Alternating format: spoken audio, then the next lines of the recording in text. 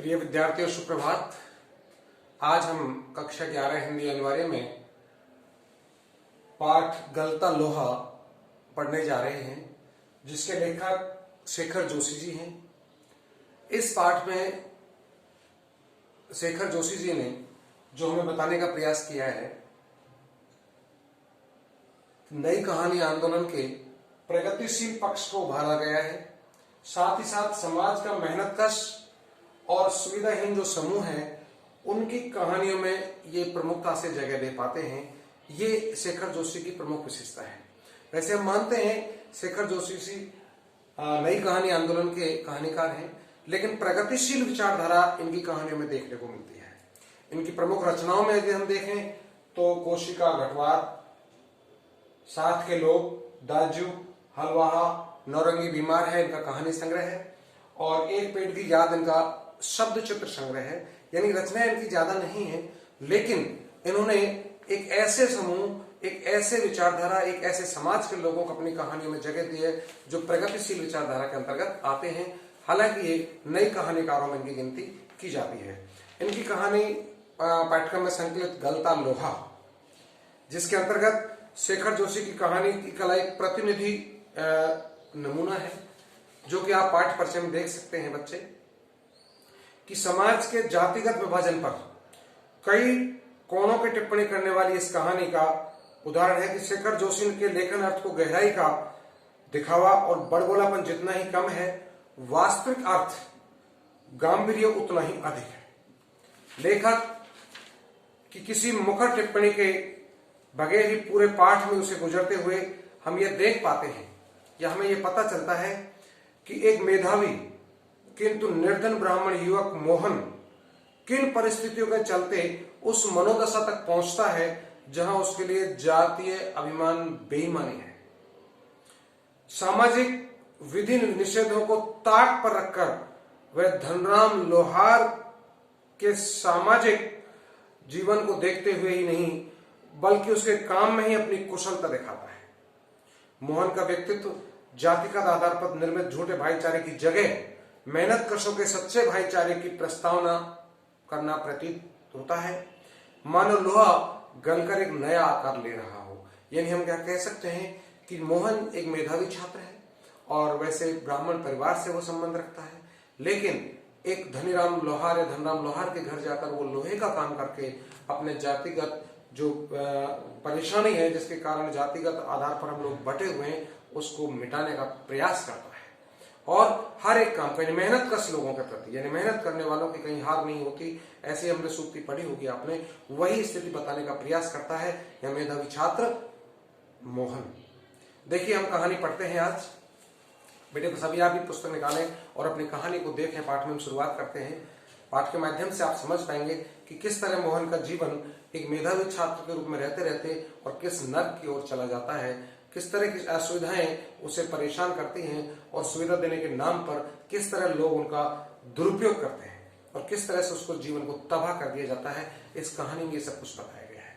लेकिन फिर भी मोहन के अंदर वो क्षमता है, वो कला है कि वो अपने जीवन को सुधारने के लिए कामयाब भी हो सकता है। देखिए, कहानी की शुरुआत करते हैं पाठ के माध्यम से कि मोहन के पैर अनायास ही शिल्पकार टोले की ओर मुड़ गए। शिल्पकार जो कलाकार हैं, जो अपनी कला के माध्यम से अपने जीवन यापन करते हैं, उन लोगों के पास पहुंच गए। उसके मन के किसी कोने में शायद धनराम लोहार के ऑफर की वह अनुकूल शेष थी, जिसे वह पिछले 3-4 दिनों से दुकान की ओर जाते हुए दूर से सुनता रहा था। न्याय पर रखे लाल गरम लोहे पर पड़ती हथौड़े की धप धप आवाज, ठंडे लोहे पर लगती चोट से उठता ठनकता स्वर, और निशाने साधने से पहले खाली न्याय पर पड़ती हथौड़े की खनक, जिन्हें वे दूर से पहचान सकता था। यानी लोहे का काम जो धनराम लोहार करता था, उस पर करते हुए काम पर जिस तरह की वह निहाई पर रखने पर लोहे पर, खाली लोहे पर चोट करने की आवाज अलग होती थी, गर्म लोहे पर चोट मारने की हथौड़े की आवाज अलग होती थी, ठंडे लोहे पर मारने की आवाज अलग होती थी। मोहन उस प्रत्येक आवाज को दूर से ही सुनकर पहचान जाता था कि अब किस तरह की आवाज आ रही है। लंबे बेट वाले हंसुए को लेकर वह घर से इस उद्देश्य से निकला था कि अपने खेतों के किनारे उगियाई कांटेदार झाड़ी को काट छाट कर साफ कराएगा। बूढ़े बंशीधर जी के बूते का भी यह सब काम नहीं रहा। यही क्या, जन्म भर जिस पुरोताई के बूते पर उन्होंने घर संसार चलाया था, वह भी अब उसे वहां पर कर पाते हैं। यजमान लोग उनकी निष्ठा और संयम के कारण ही उन पर श्रद्धा रखते हैं, लेकिन बुढ़ापे का जर्जर शरीर अब उनका कठिन श्रम और व्रत उपवास नहीं झेल पाता। सुबह सुबह जैसे उसके सहारे पानी की नीयत से उन्होंने गहरा निश्वास लेकर कहा था। मेधावी छात्र मोहन के पिता वृद्ध मुंशी जी अपने पुरोहिताई का काम करते थे और पुरोहिताई का काम करते करते आज वो वृद्धावस्था को प्राप्त हो चुके हैं। आज यदि वो चाहें तो अपने पुरोहिताई का काम करने में इतने सफल नहीं हो सकते, क्योंकि अवस्था का तकाजा उन्हें दे रहा है।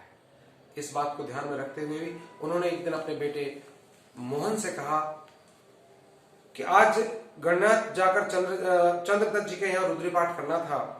अब मुश्किल ही लग रहा है, ये 2 मील की सीधी चढ़ाई पर अपने बूते के नहीं एकाएक ना भी नहीं कहा जा सकता। कुछ समझ में नहीं आता मैं क्या करूं। जब पिता के द्वारा मोहन से ये बात कही गई कि 2 किलोमीटर की चढ़ाई का रास्ता, स्नान ध्यान करके भी जाना पड़ेगा और इतनी लंबी दूरी मेरे से तय हो नहीं सकती और ये सर्दी का समय में नहा धो भी नहीं सकता, तो ऐसी स्थिति में अब क्या किया जाए।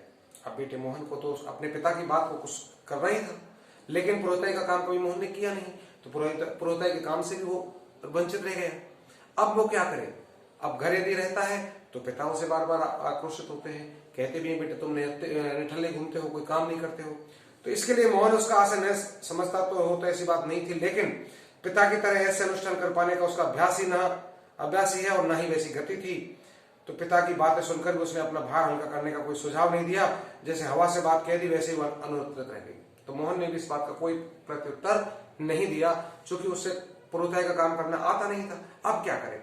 तो इस बात से सोचने के लिए आगे मोहन ने क्या किया कि पिता का भार हल्का करने के लिए वह खेतों की ओर चला गया, लेकिन हंसुए को धार पर हाथ फेरते उसने लगा कि पूरी तरह कुंद हो चुकी है, यानी हंसुए की जो धार है वो फूट चुकी है। उसको बिना धार रखे खेतों की सफाई भी करना चाहे तो झाड़ झंकर साफ नहीं कर सकता। तो ऐसी स्थिति में वो क्या करे।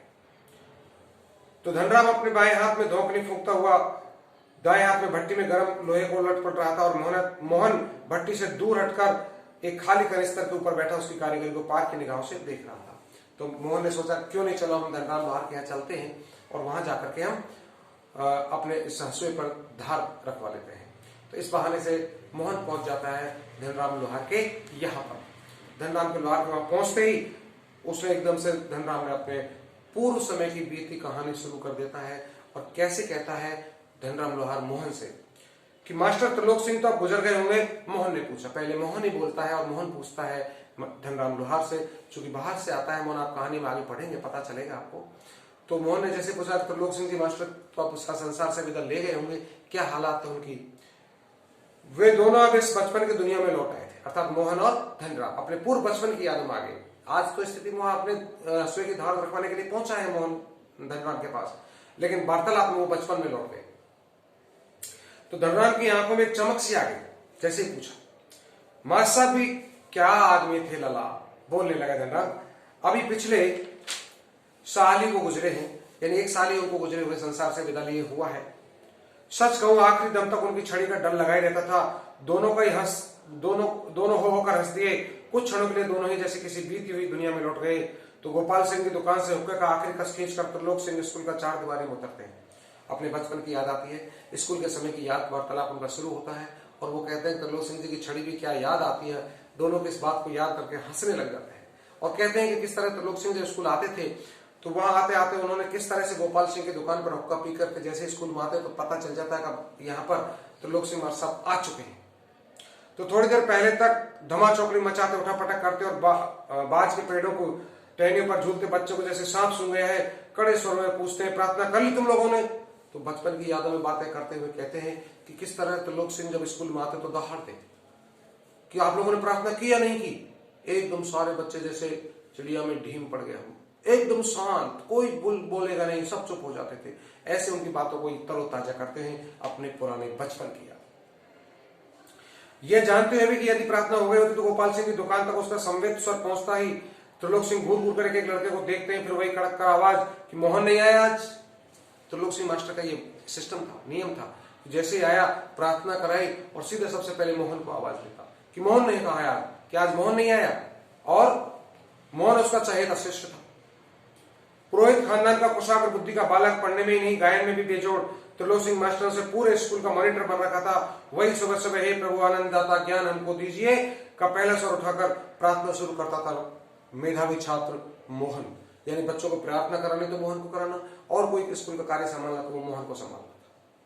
मोहन को लेकर मास्टर तुलसी की बड़ी उम्मीदें थी। कक्षा में किसी छात्र को कोई सवाल न आने पर वही सवाल वे मोहन से पूछते और उनका अनुमान सही निकला। मोहन ठीक ठीक उत्तर देकर उन्हें संतुष्ट कर देता और तब वे उस फिसड्डी बालक को दंड देने का भार मोहन पर भी डाल देते।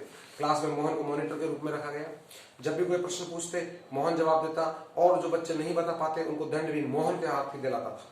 यह था मास्टर तुलसी सिंह का एक क्लास के अंदर सिस्टम या नियम। पकड़ इसका कान और लगा इसके 10-10 बैठक, वे आदेश दे देते। धनराज भी उन्होंने छात्रों में एक था जिसने त्रिलोक सिंह मास्टर के आदेश पर अपने हमजोली मोहन के हाथों कई बार बैठ खाए थे, यह कान खिंचवाए थे।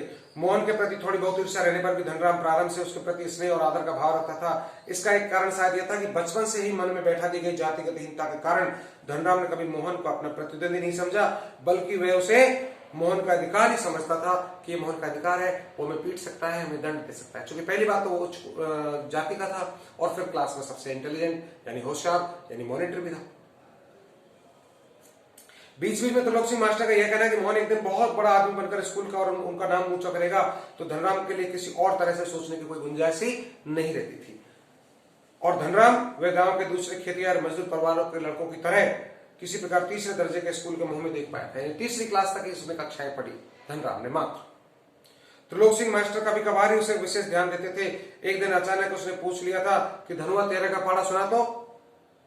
12 तक का पाड़ा तो उसने किसी तरह याद कर लिया था, लेकिन 13 का पाड़ा उसके लिए पहाड़ हो गया था। यानी तीसरी क्लास में जब धनराम पहुंचा तो उससे मास्टर ने त्रिलोक सिंह ने पूछ लिया कि आप 13 तक पाड़ा सुनाइए। तो 12 तक तो जैसे तैसे धनराम ने अपना पहाड़ याद कर लिया, लेकिन 13 का पहाड़ा उसके लिए पहाड़ बन गया, वो उसे याद नहीं कर पाया। जैसे ही पूछा तो 13 कम 13 दूनी 24, अर्थात 13 के सेकंड स्टेज पर ही वो नहीं पहुंच पाता। शटाक एक संटी उसकी पिंडलियों पर मास्टर साहब ने लगाई कि वह संटी टूट गई। गुस्से में उन्होंने आदेश दिया, जा नाले से अच्छी मजबूत संटी तोड़कर ला, फिर तुझे 13 का पहाड़ा याद कराना है। यानी मास्टर त्रिलोक सिंह का सिस्टम भी अलग था। जिस बालक को पीटना था उसी बालक से छड़ी मंगवाता, उसी से संटी मंगवाता, उसी से उसको पिटाई करता। यदि कोई बालक हल्की संटी भी ले आता तो फिर दोबारा टूटने पर दोबारा उन्हें अच्छी लानी होती थी। त्रिलोक सिंह मास्टर का सामान्य नियम था कि सजा पाने वाले को ही अपने लिए हथियार को जुटाना होता था, और जाहिर है बलि का बकरा अपने से अधिक मास्टर के संतोष को ध्यान में रखकर टहनी का चुनाव ऐसे करता जैसे वो अपने लिए नहीं बल्कि किसी दूसरे को दंडित करने के लिए हथियार का चुनाव कर रहा हो, अर्थात मजबूत डंडी उसको लानी होती थी। धनराम की मंदबुद्धि रही है, मन में बैठा हुआ डर कि पूरे दिन घोटा लगाने पर भी उसे 13 का पहाड़ा याद नहीं हो पाया। छुट्टी के समय जब मास्टर साहब ने उसे दोबारा पहाड़ा सुनाने को कहा तो तीसरी सीढ़ी पर पहुंचते पहुंचते वह फिर लड़खड़ा गया था, लेकिन इस बार मास्टर त्रिलोक सिंह ने उसके लिए लाए हुए बैत का उपयोग करने के बजाय जवान का चाबुक लगा। तेरे दिमाग में तो लोहा भरा है रे लोहा, विद्या का ताप कहां लगेगा इससे में। अपने थैले से 5-6 दरार निकालकर उसने धनराम को धार लगाने के लिए पकड़ा दी थी। किताबों की विद्या का ताप लगाने का सामर्थ्य धनराम के पिता की नहीं थी। धनराम हाथ पैर चलाने लायक हुआ था कि बाप ने उसे धोखने फूकने या सान लगाने के कामों में उलझाना शुरू कर दिया और धीरे धीरे हथौड़े से लेकर घन चलाने की विद्या सिखाने लगा। फर्क इतना ही था कि जहां मास्टर त्रिलोक सिंह उसे अपनी पसंद का बैत चुनने की छूट दे देते थे, वहां गंगाराम उसका चुनाव स्वयं करते थे और जरा सी गलती होने पर छड़ बैत हत्ता जो भी हाथ लग जाता उसी से अपना प्रसाद दे देते। एक दिन गंगाराम अचानक चल बसे तो धनराम ने सहज भाव से उसकी विरासत संभाल ली और पास पड़ोस के गांव वालों को याद नहीं रहा वे कब गंगाराम का ऑफर को धनराम का ऑफर कहने लग गए। यानी जैसे गंगाराम जो धनराम के पिता थे वो इधर त्रिलोक सिंह धनराम की पिटाई बनाता नहीं आने पर, और इधर गंगाराम भी जब उसको काम सिखा रहे थे अपने लोहे का और कोई विकार बिगड़ता तो बराबर उसके जो कुछ हाथ मारते उसी से मारते पीटते थे। एक दिन का समय आया, गंगाराम इस दुनिया से विदा ले चुके और उसकी गद्दी पर बैठ गया उसका बेटा धनराम। अब देखिए कब गंगाराम के स्थान पर धनराम उस सीट पर विराज जाते हैं और जनता गंगाराम के स्थान पर धनराम को ही मालिक मानने लग जाती है। तो प्राइमरी की सीमा लांघते ही मोहन के छात्र आप देखते हैं अपन कि किस तरह ये तो धनराम की स्थिति हो गई। अब मोहन की स्थिति क्या आती है कि मोहन ने जैसे प्राइमरी पास की तो छात्रवृत्ति पर त्रिलोक सिंह मास्टर की भविष्यवाणी किसी हद तक सिद्ध कर दिया। तो साधारण हैसियत वाले यजमानों की पुरोताई करने वाले बंशीधर तिवारी का हौसला बढ़ गया और वो भी अपने पुत्र को पढ़ा लिखा कर बड़ा आदमी बनाने का स्वप्न देखने लगे। इधर प्राइमरी स्कूल की जैसे पास किया तो मोहन ने सबसे अधिक अंक ला करके सबसे बढ़िया स्कॉलरशिप यानी छात्रवृत्ति प्राप्त की। यानी मास्टर त्रिलोक सिंह की बात कहीं कहीं सच होती नजर आ रही थी। पिता को भी इस बात का घमंड हुआ, उसने भी सोचा मेरा बच्चा किसी दिन बड़े होकर के मोहन कोई अच्छी नौकरी प्राप्त कर पाएगा। पीढ़ियों से चले आए पैतृक धंधे उन्होंने निराश कर दिया था। दान दक्षिणा के बूते पर वे किसी तरह परिवार का आधा पेट भर पाते थे। मोहन पढ़ लेकर वंश का दरिद्रता मिटा दे और उसकी आर्थिक इच्छा थी, लेकिन इच्छा होने पर से भी सब कुछ नहीं हो पाता। आगे की पढ़ाई के लिए जो स्कूल था वह गांव से 4 मील दूर था। तो 2 मील की चढ़ाई के अलावा बरसात के मौसम में रास्ते में पड़ने वाली नदी की समस्या अलग थी। तो भी बंसीधर ने हिम्मत नहीं हारी और लड़के का नाम स्कूल में लिखा दिया। बालक मोहन लंबा रास्ता तय करके स्कूल जाता और छुट्टी के बाद थका मांदा घर लौटता तो पिता पुराणों की कथाओं से विद्याव्यसनी बालकों को उदाहरण देकर उसे उत्साहित करने की कोशिश करते रहते। जैसे ही मोहन ने प्राइमरी कक्षा पास की, उसे आगे क्लास में जाने के लिए इस गांव में स्कूल नहीं था, तो दूसरे पास के गांव में उन्होंने वहां भेज दिया। लेकिन 2 मील आना, 2 मील जाना, 4 मील की रोजाना चलने के बाद हरा थका जब घर लौटता मोहन, तो पिताजी उन्हें अपने ब्राह्मण शिक्षा के माध्यम से उन्हें विद्या व्यसन के बारे में वहां पर विद्या अध्ययन के बारे में वहां घर पर पढ़ाई सिखाई कराते। तो और इधर स्कूल में आने जाने में मोहन बहुत थक चुका जाता। तो वर्षा के दिनों में नदी पार करने की कठिनाई को देखते हुए बंसीधर ने नदी पार के गांव में एक यजमान के घर पर मोहन को डेरा तय कर दिया कि चलो वर्षा के दिनों में आप उनके यजमान थे वहां पर उसी गांव में, मोहन को वहां रखने का निश्चय कर लिया कि आप इनके घर पर रुकिए और बरसात के दिनों में तुम्हें आने जाने में परेशानी होती है। तो घर के अन्य बच्चों की तरह मोहन खा पीकर स्कूल जाता और छुट्टियों में नदी उतार पर होने पर गांव लौट आता था। संयोग की बात, एक बार छुट्टी के दिन पहले दिन जब नदी का पानी उतार पर ही था और मोहन कुछ घसियारों के साथ नदी पार कर घर आ रहा था, तो पहाड़ी के दूसरे भारी वर्षा होने के कारण अचानक नदी का पानी बढ़ गया। पहले नदी की धारा में झाड़ झंकड़ और पात पत्ते लाने शुरू हुए, तो अनुभवी घसियारों ने तेजी से पानी काटकर आगे बढ़ने की कोशिश की, लेकिन किनारे पहुंचते न पहुंचते मटमैले पानी का रेला उन तक आ पहुंचा। वे लोग किसी प्रकार सकुशल उस पार पहुंचने में सफल हो सके। इस घटना के बाद बंसीधर घबरा गए और बच्चे के भविष्य को लेकर चिंतित रहने लगे। एक दिन की घटना होती है कि किस तरह से मोहन स्कूल पढ़ने के बाद बरसात का मौसम थोड़ा हल्का हो गया था, एक दिन पहले ही नदी उतार पर थी, चलो मैं भी अपने गांव होकर आता हूँ, तो कुछ घसियारे लोगों के साथ वो गांव आने के लिए चला गया। लेकिन अकस्मात वर्षा हुई दूसरे गांव साइड तरफ से और एकदम गंदा पानी आ गया, झाड़ झंकड़ बहकर के आने लगे। जैसे तैसे मोहन अब उस नदी से पार होकर के अपने घर पहुंचा। जब इस बात का पिता को पता चला तो तिवारी जी बहुत ज्यादा परेशान हो गए, किस तरह से अब मैं क्या किया जाए। उसने सोचा कि ऐसे काम चलने वाला नहीं है। खैर जो भी था, पढ़ाई तो करनी थी बच्चे को। तो एक दिन ऐसे ही बिरादरी के एक संपन्न परिवार का युवक रमेश उन दिनों लखनऊ से छुट्टियों में गांव आया हुआ था। बातों बातों में बंसीधर ने मोहन की पढ़ाई के संबंध में उससे अपनी चिंता प्रकट की। तो उसने न केवल अपने सहानुभूति जताई बल्कि उन्हें सुझाव दिया कि वो मोहन को उसके गांव साथ ही लखनऊ भेज दें। घर में जहां 4 प्राणी हैं, एक और बढ़ जाने में कोई अंतर नहीं पड़ता, बल्कि बड़े शहर में रहकर वह अच्छी तरह पढ़ लिख सकेगा। ऐसा रमेश, जो कि उनकी बिरादरी का एक आदमी था, उसने ये बात कही। तो ये बात एकदम से मोहन के पिता को मन में बहुत अच्छे से भा गई और उन्होंने इस बात को बहुत अच्छे से स्वीकार किया और क्या कहा कि बंसीधर को ऐसे रमेश के रूप में साक्षात भगवान मिल गए हैं मानो। उनकी आंखों में पानी छलछलने लगा। भरे गले से वो केवल इतना ही कह पाए कि बिरादरी का यही तो सहारा होता है। मुंशी बंसीधर जो वृद्ध तिवारी जी थे, मोहन की पढ़ाई से चिंतित थे। रमेश के द्वारा यह आश्वासन दिया जाना, चलो मेरे साथ इन्हें लखनऊ भेज दो, हम 4 प्राणी रहते हैं, एक और रह लेगा, क्या फर्क पड़ता है। तो इस बात से मुंशी बंसीधर तिवारी जी बहुत प्रसन्न हुए। छुट्टियां शेष होने पर रमेश वापस लौटा तो माँ बाप और अपनी गांव की दुनिया से बिछुड़कर सहमा से मोहन भी उनके साथ लखनऊ आ पहुंचा। अब मोहन की जिंदगी का एक नया अध्याय शुरू हुआ। घर की दोनों महिलाएं, जिन्हें वह चाची और भाभी कहकर पुकारता था, का हाथ बटाने के अलावा धीरे धीरे वह मोहल्ले के सभी चाची और भाभी के लिए कामकाज में हाथ बटाने का साधन बन गया। मोहन जैसे लखनऊ पहुंचा तो उनकी एक चाची एक भाभी थी, उनको पुकारता तो वो सब कुछ छोटे मोटे सामान के लिए सारा काम मोहन के सिर आ गया। मोहन बार बार पुकारते और कहते मोहन थोड़ा दही तो ला दो बाजार से, फिर आवाज आती मोहन ये कपड़ा धोबी को दे आ, मोहन 1 किलो आलू तो ला दे। औसत दफ्तरी बड़े बाबू की हैसियत वाले रमेश के लिए मोहन का अपना भाई बिरादर बतलाना अपने सम्मान के विरुद्ध जान पड़ता था और उसे घरेलू नौकर से अधिक हैसियत वह नहीं देता था। इस बात को मोहन भी समझने लगा था। थोड़ी बहुत हिला हवाली करने के बाद रमेश ने निकट के एक साधारण से स्कूल में उसका नाम लिखवा दिया, लेकिन एकदम नए वातावरण और रात दिन के काम के बोझ के कारण गांव का मेधावी छात्र शहर के स्कूली जीवन में अपनी कोई पहचान नहीं बना पाया। उसका जीवन एक बंदी बनाई लीक पर चलता रहा। साल में एक बार गर्मियों की छुट्टी में गाँव जाने का मौका भी तभी मिलता जब रमेश या उसके घर का कोई प्राणी गाँव जाने वाला होता, वरना उन छुट्टियों को भी वह उसके अगले दर्जे की तैयारी के नाम पर उसे शहर में गुजार देना पड़ता। अगले दर्जे की तैयारी तो बहाना भर थी।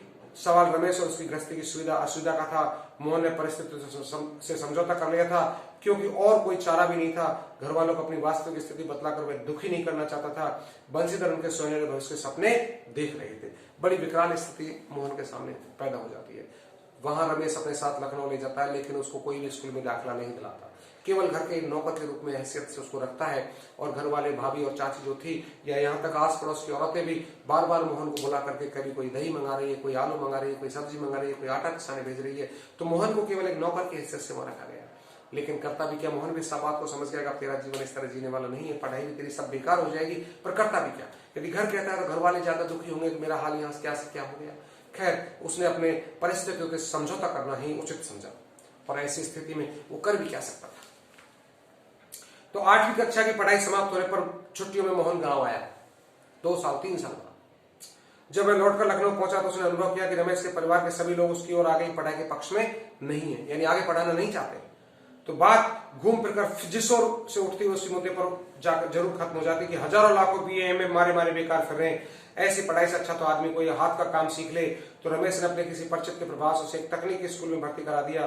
तो मोहन की दिनचर्या में कोई विशेष अंतर नहीं आया था, वह पहले की तरह स्कूल और घरेलू कामकाज में व्यस्त रहता। धीरे धीरे 1.5-2 वर्ष का वह समय भी बीत गया और मोहन अपने पैरों पर खड़ा होने के लिए कारखाना और फैक्ट्रियों के चक्कर लगाने लग गया। यानी जैसे तैसे उसका ITI कराने के लिए, उसके 2 वर्ष का ITI कोर्स कराने के लिए स्कूल में दाखिला करा दिया गया। अब केवल और कोई पढ़ाई नहीं थी। 2 साल का 10वीं 8वीं का पास करने के बाद ही ITI का डिप्लोमा उसको लेना था, और उसके बाद वो डिप्लोमा भी उसने प्राप्त कर लिया और फैक्ट्री और कारखानों के अपनी नौकरी के लिए वो चक्कर लगाने लग गया। अब उसके जीवन का ये अगला ही दूसरा या तीसरा अध्याय यहाँ शुरू होता है। पहला अध्याय हम मान सकते हैं उसके घर पर पढ़ाई, दूसरा अध्याय उसके यहाँ आने का यानी लखनऊ आने के बाद की पढ़ाई, और तीसरा अध्याय उसका क्या शुरू होता है वो हम अगले वीडियो में पढ़ेंगे। आज इस वीडियो में इतना ही। हम देखेंगे कि मोहन आगे अपने कैसे जीवन जीता है, उसके सामने क्या स्थिति आती है, हम देखेंगे। तब तक के लिए धन्यवाद।